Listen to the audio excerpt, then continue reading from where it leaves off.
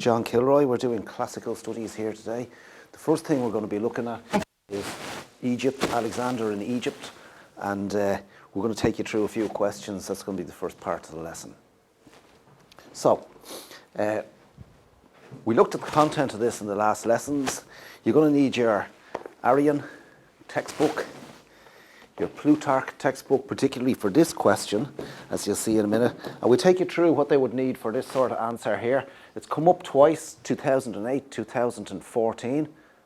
So it's due up as a question this summer. It might come up. Definitely a nice topic to look at. Okay, so if we're looking at this, what did Alexander achieve by his visit to Egypt? We got a 30-mark question. Okay, so 30 equals 10, 10, 10. Okay, that's what they'd be looking for, 3 equal paragraphs. We're going to split this into 30 and 20. So we're looking at 30 question. We're looking at 1 3/4 to 2 pages. Okay, I wouldn't go over 2 pages. I wouldn't go beyond the 2 pages because you probably got the marks by that, and you won't have the time either. Okay, and then the 20 mark will be 10 plus 10 or 7, 7, 6. And we're looking at 1 1/4 pages. As always, you're looking for about 3 pages in the 30 minutes, 10 minutes a page. Okay? So let's have a look at what we would do with the content of this particular question. What did Alexander achieve by his visit to Egypt? Well, I would say that the majority of questions should focus on 3 points. One being Alexandria, the building of Alexandria, the setting out of Alexandria, the purpose of it, what he intended it to be in the future, how he went about the architectural plans of Alexandria, the story whereby in both Arrian and Plutarch, where he lays out the meal from the soldiers' sacks to mark out the plan of the city, how he planned it himself, and of course the religious bit of where the birds descend. They descend into eat the meal, and they say this is an omen of a great thing to come, right? And of course Egypt really is all about omens. The second part of this question that I do is the journey to Siwa, which is the Oracle of Ammon.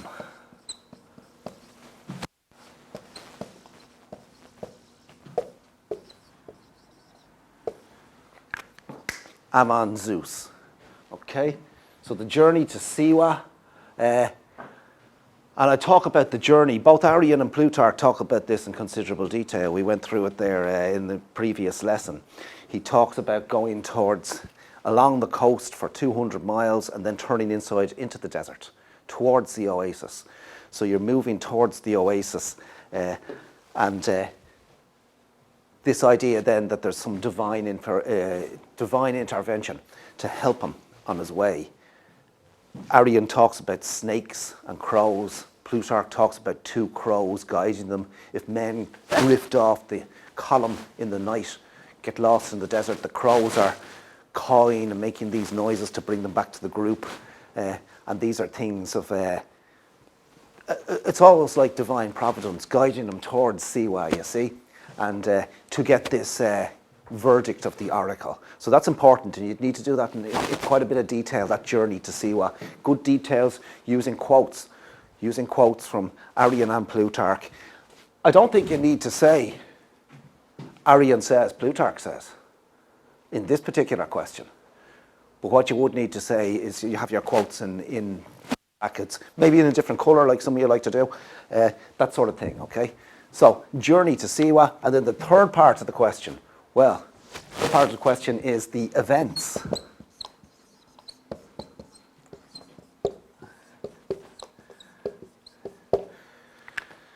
This is what it's all about, of course, the interaction and the discussion, or not the discussion, the prophecy that's given.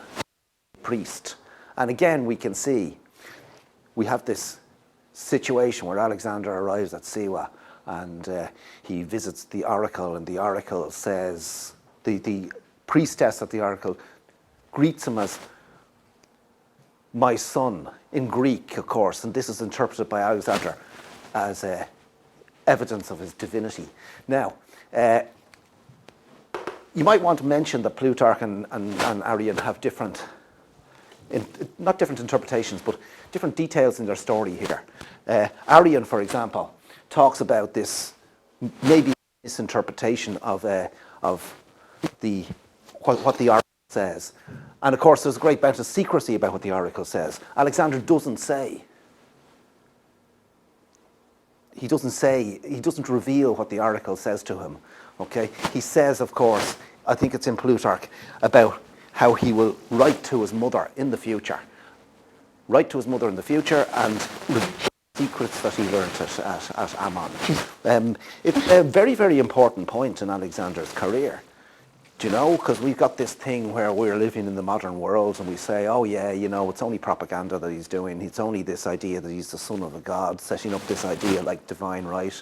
In order for him to say, still nobody could question his rule, they're questioning a god, if they're questioning a god, and it's this relationship with power. Of course, the Greeks were very interested in this, you know. We shouldn't look at them as some sort of primitives who just accepted the word of a king. We can see that in their literature. You can see it when you looked at Oedipus. You can see it when you looked at Prometheus. Those plays, they predated Alexander, and they were very concerned with the nature of power and the idea of tyrants. So Alexander here, it could be a deliberate policy for the religion. It could be something like, he simply believes it. Do you know, we have plenty of examples in Alexander's career where he is taking religious advice. We've got a lot of examples. We've the example of the eagle, that's quite a famous one. We've the example of when he went to Delphi. But also when he went to Delphi, he did always get the answer he wanted, didn't he? So there's an area of, difficulty there, I suppose, is the best word, in what do we say and what do we not say. Well, the answer is you don't say what your opinion is at all. Okay? We present the opinion of our sources.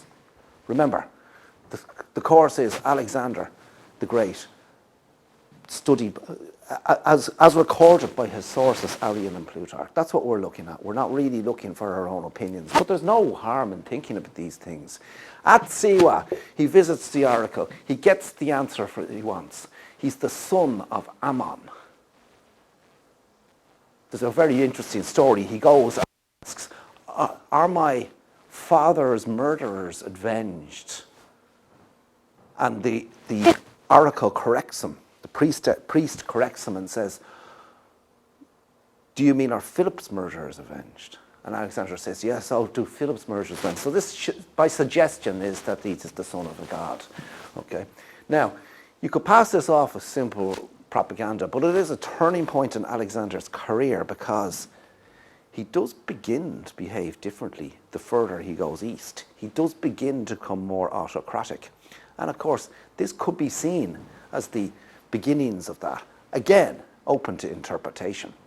But that's what the 3 paragraphs will be. There's plenty there, isn't there? There's plenty there for a nice little question. You hit those 3 paragraphs. Alexandria, the first part. Journey to Siwa, the second part. The events at Siwa, okay? We're not too bothered with the return, maybe 1 line or 2. Plutarch reports that he returned the way he came, and of course Plutarch also says that he may have returned straight to Memphis. Okay, so that's it.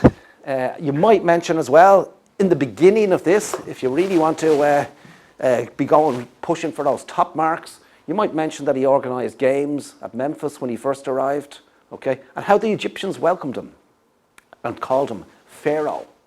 And Pharaoh in Egyptian thinking was sort of half man, half god. The divinity thing was there with the Pharaoh as well. Right, so that's the first part of that particular question. Let's look at part B. I'll just get rid of this part here. And part B, now, here's the difficulty. 2 10s, 7 7 6. Okay, so always in this situation, Well, we're going to go for your reading of Arrian and Plutarch. Do you think that Alexander believed in his own divinity? We've been talking about this a little bit, okay? I think Plutarch says more than this. So, 2 Plutarch, 1 paragraph Arrian.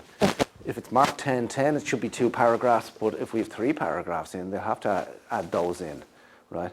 And we will be discussing that, as we do every year, at the Markers Conference. When we sit down at the Markers Conference, we have this annual discussion about 20 marks. Is it marked 776 or is it marked 10:10? And I always say, what about the kids who went for 2 paragraphs 10:10? And of course, we look for, if this makes any sense, 3 paragraphs within the 2.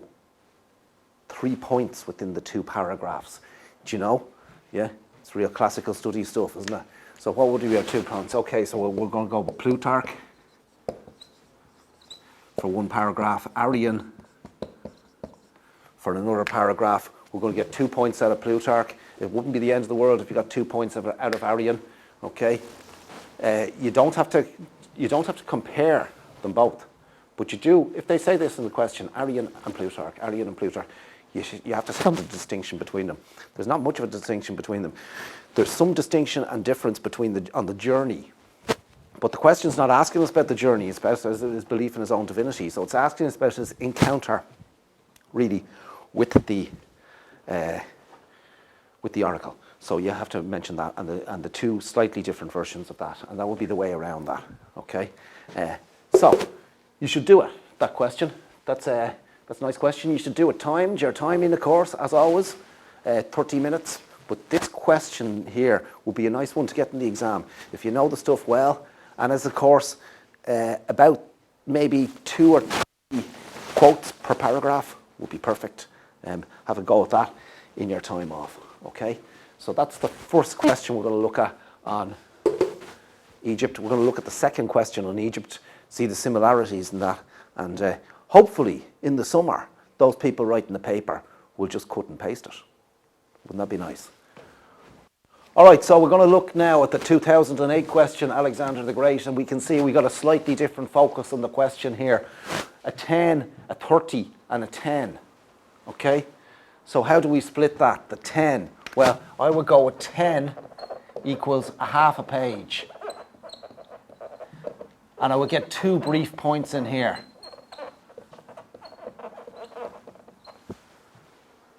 Okay? This is the structure, of course. And we've got 2 reasons for that. We'll come back to them in just a minute, okay? So, describe what happened when Alexander reached the shrine. In your answer, refer to both Arrian and Plutarch. It's the same question that we just answered for 20 marks. Well, no, it's the same question that we sort of answered, but yeah, I think you know what I'm trying to say, don't you? Okay, 30 marks. So we're going with 1 3/4 to 2 pages. You're going to go 10, 10, 10. So 3 equal length paragraphs, 3 points here, okay?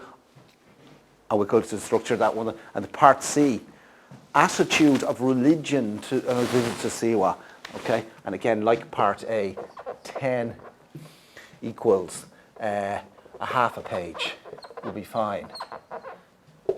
2 brief points. And the 2 brief points will be 5 and 5 and 5 and 5. That's how they'll mark it in the exam. Now, you have to be careful with this question. It's a 3-parter. So, you don't want to say something in part A that you're going to say in part B, that you're going to be saying in part C. You can't repeat yourself. You can only get marked for one piece of information once. If you repeat the same piece of information, they won't give you the marks. I know that for a fact. Okay? So, why did Alexander wish to visit the shrine? I've got the answer for this, for you. Okay, I'm going to give you the answer. He wanted to visit the shrine, like he wanted to visit the shrine at Delphi, for his divinity that we talked about it, and I think it's Arrian who says Alexander became eager to visit the shrine in Libya,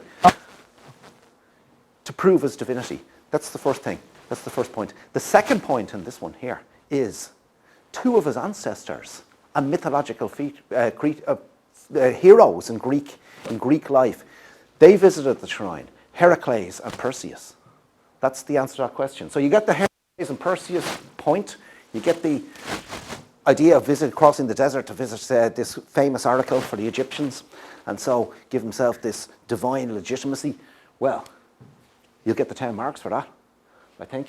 And that's a nice straightforward question. I wouldn't go beyond half a page on it, okay? Unless, yeah, no, I wouldn't go beyond. You'll get the marks pretty easy on that. Describe what happened when Alexander reached the shrine. In your answer, refer to both Arrian and Plutarch. And again, we're looking at 10, 10, 10 here. Describe what happened when Alexander reached the shrine. You don't need the journey here. But I would mention it anyway. I've mentioned the journey briefly, and I've mentioned the crow and the snakes, okay? Because it is part of the divinity thing, you know, this nature seems to be pushing them towards the shrine, okay? And then I've given one paragraph, an account from Arrian about what happened when he reached the shrine, an account from Plutarch, okay? And you're going to have to say a little bit more about Plutarch. Plutarch says a little bit more about this. There's more detail in Plutarch, so that's what you want with your answer there. With quotes from the piece, of course, with quotes from both Arrian and Plutarch to show that you know the difference between the two of them. And you should be looking at the 30-mark question there. And again, 10, 10, 10. And the last one, what do you learn about Alexander's attitude from his religion to his visit to Siwa? And his attitude towards religion, okay? Well, he's very respectful towards religion. And again, I wouldn't fight the question here and start speculating how Alexander was using this for some sort of propaganda purposes, which of course he was.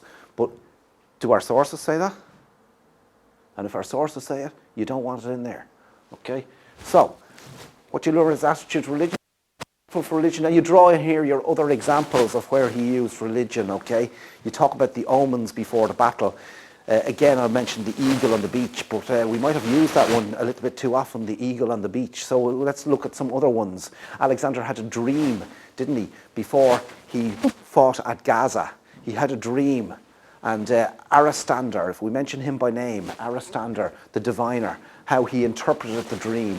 The dream, of course, said that Alexander would win the battle, but be injured in the course of the day.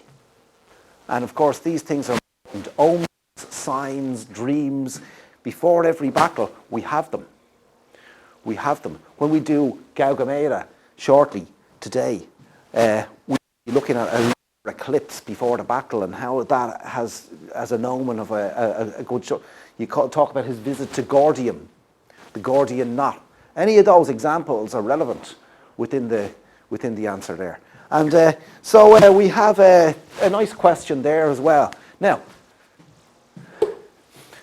I'd do both of them timed if I was you and build it into your revision plan. Remember, you only have to do one question on Alexander. Imagine if your question on Egypt come up, that would save your revision quite a little bit.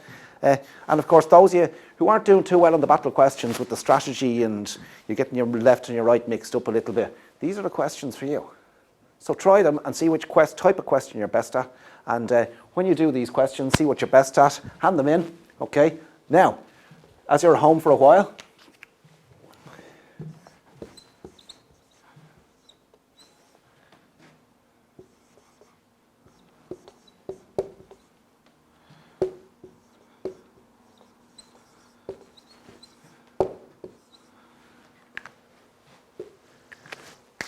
that's my address here. London, by the way, Academy. That's my address here at the school. So my advice to you, this is the way I would do it.